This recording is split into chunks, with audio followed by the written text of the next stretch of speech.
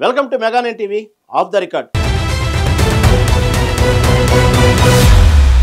పట్టమంటే కప్పకు కోపం, విడవమంటే పాముకు కోపం అన్న చందంగా ఉంది కరీంనగర్ జిల్లా కాంగ్రెస్ పార్టీ తీరు. ఎన్నో రోజులుగా కాంగ్రెస్ పార్టీలో నెలకొన్న అంతర్గత విభేదాలు ఇంకా కొలిక్కిరాని పరిస్థితి దాపురించింది. ఇటీవల అసెంబ్లీ నియోజకవర్గ ఇన్ఛార్జి నేతను పార్టీ నుండి బహిష్కరించినప్పటికీ నాయకుల్లో మార్పు రావడం లేదు. దీంతో పార్టీ కార్యకర్తలకు ఏం చేయాలో అర్థం కాని పరిస్థితి ఏర్పడింది.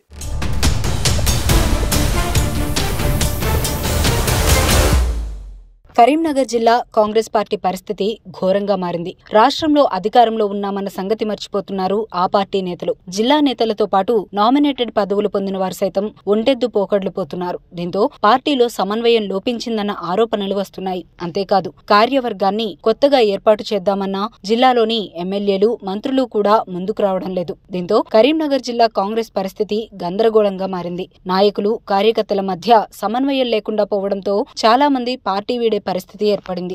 ఉమ్మడి కరీంనగర్ జిల్లా వ్యాప్తంగా నామినేటెడ్ పదవుల పంపిణీ గొడవకు కారణమైంది. మొదటి నుంచి పార్టీ జెండా మోసిన వారికి కాకుండా నేతల అనుచరులకు నామినేటెడ్ పదవులు ఇవ్వడంతో పార్టీలో తీవ్ర అసంతృప్తి నెలకొంది. మంత్రి పొన్నం ప్రభాకర్ తో సహా జిల్లా ఎమ్మెల్యేలు, స్థానిక నేతలు జిల్లాలో పార్టీ పరిస్థితిని గాలికి వదిలేశారన్న వాదనలు వినిపిస్తున్నాయి. దీంతో పార్టీని నమ్ముకున్న కార్యకర్తలు డైలమాలో పడ్డారు. కొందరు నేతల మీద అసహనం వ్యక్తం చేస్తుంటే మరికొందరు పార్టీ మారే ఆలోచనలో ఉన్నట్టు ప్రచారం జరుగుతోంది.